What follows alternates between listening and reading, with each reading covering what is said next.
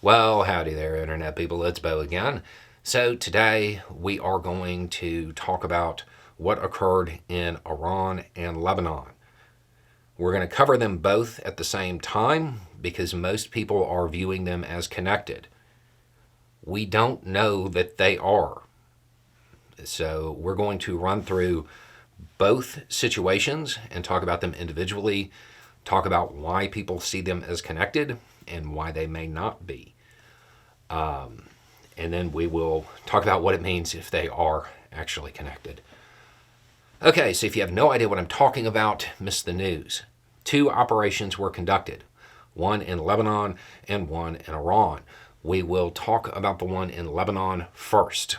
The one that occurred in Lebanon was a very directed strike against a high-level member of Hamas.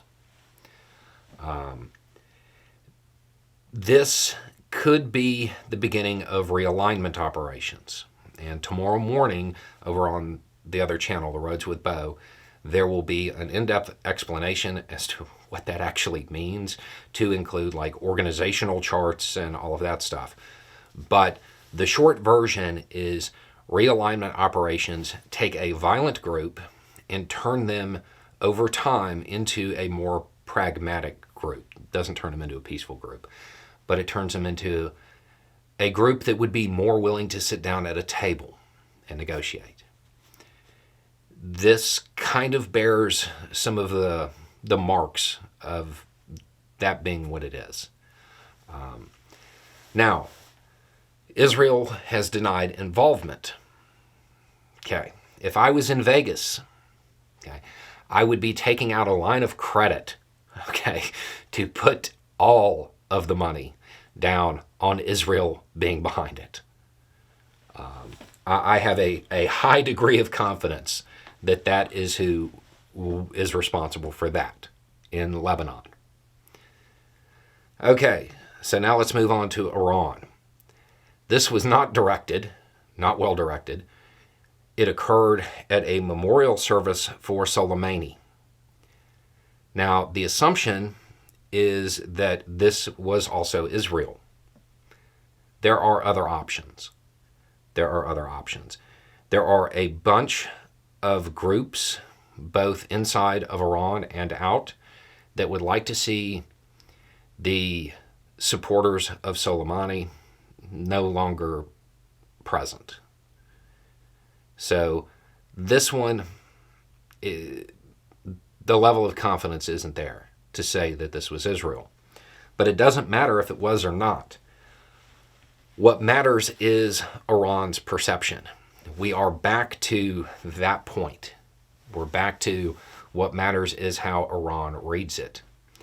Let's hope that they determine it was one of the groups inside of Iran that is opposed to the theocratic government.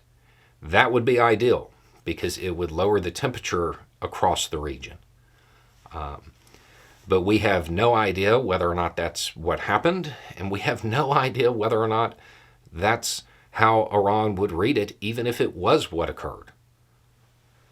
But right now, people are associating the two things because humans, we are pattern-seeking creatures, and we like to see everything as connected. In real life, it's not. So we don't know that yet. But because world leaders are also humans, everybody's posture across the Middle East just went up. The risk of regional expansion, of a regional conflict, is much higher today than it was 2 days ago. Okay, so let's assume the Iran operation was Israel. It wouldn't be a good move, right? I mean, I think that's obvious because it realistically will increase support for Israel's opposition. So, if it's a bad move, why would they do it? Mission creep. The next mistake they were going to make, if they followed the U.S. pattern, would be mission creep, and that's very well what this could be. If Israel has determined that they do not possess the capability to fully degrade Hamas the way they're doing it, they might decide, hey, well, if we can't reduce the number of combatants to a sufficient level, let's send a message and hopefully reduce their supplies. If Israel did it, that's the reason they did it, and it was a bad move. It's mission creep. It's expanding the scope of the mission because at some point the leadership realizes the victory conditions that were set can't be attained by the way they're trying to do it. So rather than say that, they expand the scope of the mission. From Israel's perspective, assuming they are involved in both, the realignment operations, yeah, that would be smart. The trying to send a message, it would be a bad idea. We don't know yet. I mean, we don't know that Israel was behind Lebanon at time of filming.